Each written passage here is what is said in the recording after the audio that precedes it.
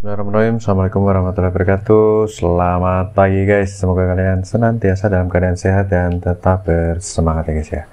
Oke, di kesempatan kali ini saya kebetulan dapat lagi sebuah kartu grafis ya. Kartu grafis dari kubu hijau Nvidia GeForce GTX 1650 Super dari brand Inno 3D ya.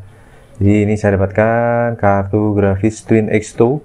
Ini kardusnya banyak sekali stiker-stiker tertempel di sini, tapi ya nggak apa-apa lah, yang penting kartu grafisnya istimewa, mulus, kinclong.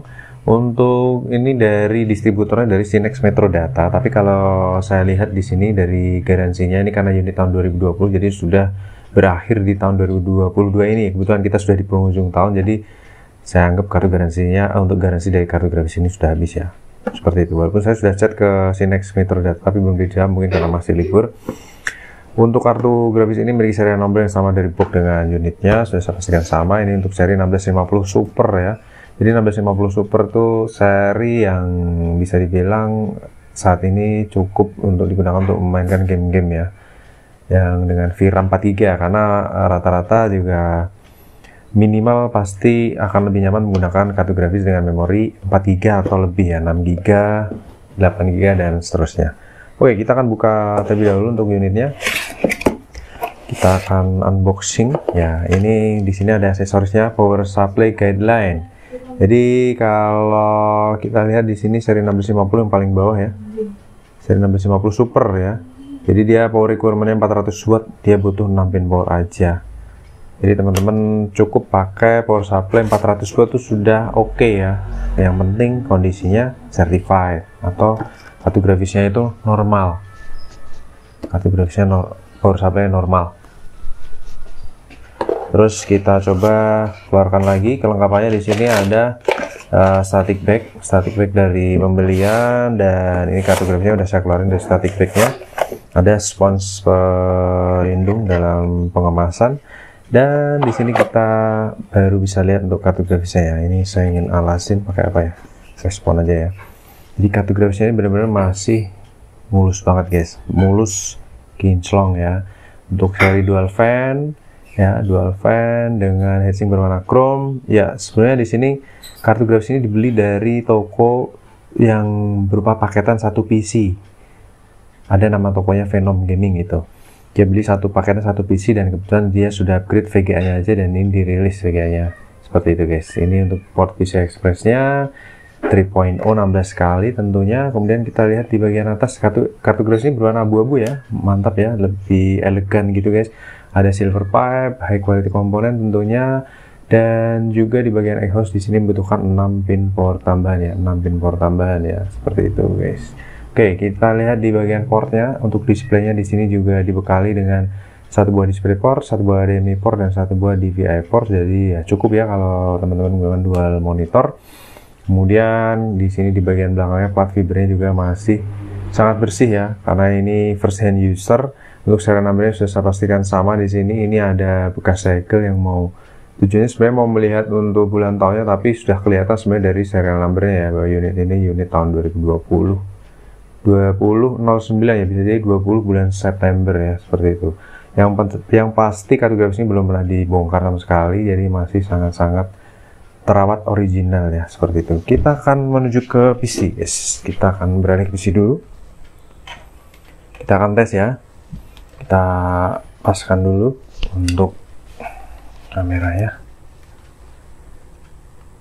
Oke, kita turunkan dulu ke bawah ya, seperti ini. Mari kita pasang kartu grafisnya. Jadi sebelumnya waktu unboxing ya, itu sebenarnya sudah saya tes di sini menggunakan Firestrike Extreme, dan berjalan dengan sangat mulus guys, sangat mulus, lancar ya.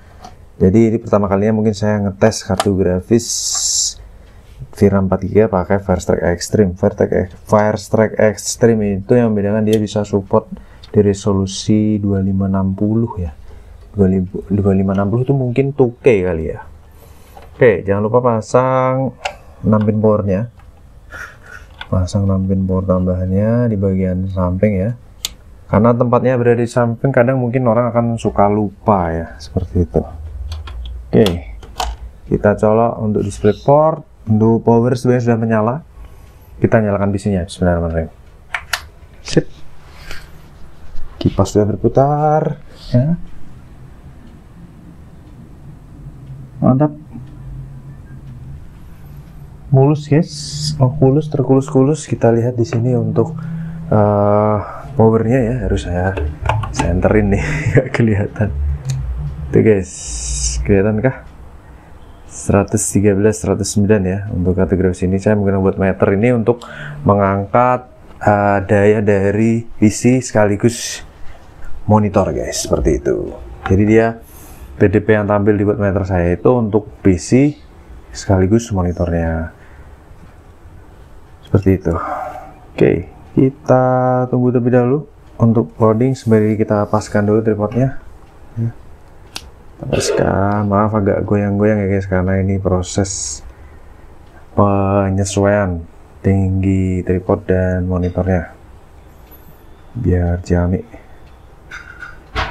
Oke, saya tes per 28 Desember jam 13.41. Ini karena merupakan tes kedua, jadi resolusi layarnya udah Full HD ya, udah sinkron. Tinggal kita load untuk software-software pendukungnya dan kita full screen kan. Oke, kita full screen dulu guys. Pasin ya. Mungkin kurang dongak. Turun dikit. Ya.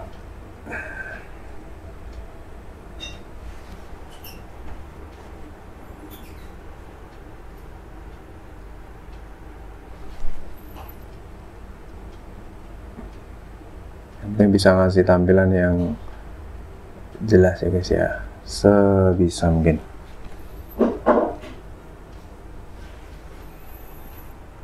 Oke,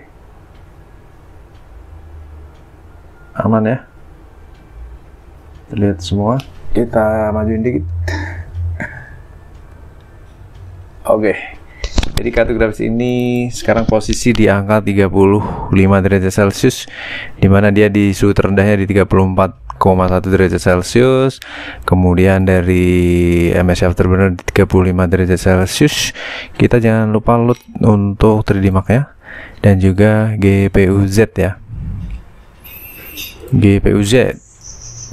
Oke, saya tunjukkan guys untuk kartu grafis ini mengenai spesifikasinya. Tadi udah saya cek. Jadi bernama Inno 3D GTX 1650 Super Twin X2OC ya, Twin X2OC. Terus di sini untuk GPU fan-nya Nor RPM. Jadi kipasnya itu bekerja dengan sistem 0 RPM ya, 0 RPM. Jadi dia akan berputar saat dibutuhkan saja. Terus untuk spesifikasinya sama dengan 1650 Super lainnya ya. Dia arsitekturnya Turing TU 116.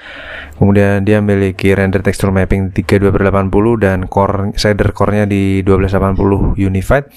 Support DirectX-nya 12. Terus GDDR6-nya Micron 4GB 128 bit dan dia speed-nya kenceng di 192 GB per second. Dengan driver sudah bisa driver terbaru. Saat ini kebetulan saya pakai 516.94 DCH Windows 10 64 bit BHQL ya. Untuk GPU clock-nya berjalan di 1530, memori clock-nya 1500 dan dia memiliki boost clock yang tinggi di 1755 MHz. Kartu ini dual slot, panjangnya 22 cm, lebarnya 11,3 cm, TDP 100 watt ya. Kemudian suggested power supply 300 watt. Dari kartu bawaan manual booknya tadi disarankan 400 watt. Kemudian HDMI-nya udah 2.0 dan DisplayPort-nya 1.4A dengan 6 pin port tambahan. Mantap, sip. Oke, saya coba tunjukkan dulu bahwa tadi sudah saya jalankan tes menggunakan Firestrike Extreme. Performanya seperti ini, mantap guys. Jos, suhu tertinggi di 62 derajat Celcius. Firestrike Extreme ya, Firestrike Extreme seperti itu. Oke, kita akan jalankan tes kembali kartu grafis ini di aplikasi TimeSpy aja ya. Kita jalankan pakai TimeSpy di preset 1080. Langsung kita mulai guys. Collecting system info. Suara kipasnya super duper senyap guys pastinya untuk kartu grafis ini, karena dia mengadopsi teknologi 0 RPM. Jadi saat ini kipas posisi masih di 0 RPM, belum berputar ya. Suhu di angka 38 derajat Celcius, sama seperti seri 1650 Super lainnya. Dia memiliki TDP idle itu kurang lebih di 17 watt, minimalnya di 9 watt, dan maksimalnya dari tampilan website tadi di 100 watt ya. Tapi kita akan tes langsung guys. Kita akan coba cross check guys. TimeSpy grafik T1 preset 1080 ya.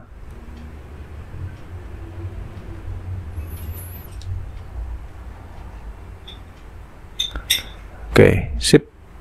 37 startnya tadi derajat Celcius, saat ini posisi di 49 derajat Celcius, dan fan udah mulai muter nih di 9%, 10%, 11%. Jadi bener-bener tipis-tipis ya muternya ya, slowly, karena suhunya bener-bener belum mencapai 60 derajat Celcius. Dia akan berputar di 60 derajat Celcius ya.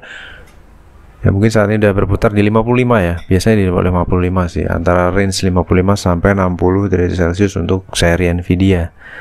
Ya, kipas sudah muter di 27% RPM dengan suhu 57 derajat Celcius, dan saat ini stabil average di angka 26 fps, dimana realnya di 33an fps ya. Dan mulus banget guys untuk menjalankan TimeSpy kali ini. Mantap jiwa. 60 derajat Celcius sebagai suhu tertinggi di tes yang pertama. Lanjut ke tes yang kedua. Untuk TimeSpy grafik tes 2 ya. Tes yang kedua ini cenderung lebih berat daripada tes yang pertama pastinya. Kita akan lihat bagaimana performa si Inno 3D GTX 1650 Super. Mantap. Oke, start di 46 derajat Celcius ya. Langsung mulai render di 55 derajat Celcius, 56, average di angka 17 ya, realnya di angka 20an fps, TDP di 100 watt ya, bisa dilihat 99 watt, 100 watt untuk full loadnya, sedangkan dari wattmeter di situ bisa dilihat di angka 200an ya. Saya informasikan aja guys. 61 derajat Celcius sebagai suhu tertinggi saat ini, dimana tes pertama tadi di 62, sekian derajat Celcius ya. Ini sudah di angka 61 derajat Celcius. Kemungkinan akan menyentuh di 62 derajat Celcius ya. Ini sudah menyentuh 62 derajat Celcius ya guys ya. Langsung turun ke 61, 62, 61, 62, jadi langsung di kisaran suhu tersebut ya. Untuk TimeSpy ya guys ya. Jadi ini bukan benchmark yang ringan. TimeSpy, kemudian Firestrike Extreme itu seperti settingan ultra begitu ya guys ya, untuk menjalankan game. Oke, jadi stay di 61 dan 62 derajat Celcius sebagai suhu tertinggi. Untuk TDP di 100 watt dan memori clock berjalan di 6 GHz ya. Oke, lanjut ke TimeSpy CPU test. Jadi di sini yang digunakan adalah prosesor. Jadi kartu grafis akan cenderung idle, dan setelah ini baru kita akan melihat hasilnya. Seperti itu. Mantap nih untuk prosesor tesnya. Mulus terkulus-kulus. Kartu grafisnya cenderung idle di 29% RPM ya. Temperatur di 46 derajat Celcius. Kartu grafis idle di 37% usage ya, bukan RPM, seperti itu. Oke, kita akan lihat resultnya dari kartu grafis Inno 3D GTX 1650 Super. Please wait. Oke, jadi untuk TimeSpy skornya di 5017 skornya, dimana average skornya di 5081. Jadi dia tidak terpaut jauh dengan average skornya atau rata-rata kartu 1650 Super yang berada di pasaran yang sudah menggunakan 3D Mark. Kemudian grafik skornya di 4700-an, CPU skornya di 7700-an, dan kalau kita lihat untuk estimated gamenya di sini, misalkan teman-teman lebih sering menggunakan game apa nih? Red Dead Redemption di settingan 1440p Ultra dia bisa dapat 20 fps, Battlefield di 50 lebih fps ya. Kartu grafis ini cenderung stabil. Kemudian untuk tes pertama dia bisa achieve 60 derajat, tes kedua di 62 derajat sebagai suhu tertinggi saat ini. Mantap ya. Just kemudian kita lihat dari sisi sensornya, untuk kartu grafis ini dia memiliki suhu terendah 34 derajat Celcius tes kedua ya. Karena di 42 derajat Celcius dan full loadnya di 62,8 derajat Celcius. Kemudian untuk TDP rata-rata idle dan minimalnya sama di 9 watt dan maksimal full load di 101 watt. Lebih 1 watt aja guys, mantap jiwa. Jos. Kemudian untuk perputaran kipas ini saat ini idle-nya di 13%, jadi lebih cenderung hemat daya. Dan minimalnya tentunya 0 RPM ya, 0 desibel, dan full load-nya di 46% RPM. Jadi kartu grafis ini benar-benar hemat daya, mulus, suaranya super bersenyap. Oke, overall untuk performa kartu grafisnya mantap ya. Kita akan lanjut tes kartu grafis berikutnya. Sudah turun ke 41 derajat Celcius. See you on the next video. Jangan lupa bantu subscribe ya guys ya, supaya kita bisa semangat untuk upload video lagi. Terima kasih. Wassalamualaikum warahmatullahi wabarakatuh. Bye bye.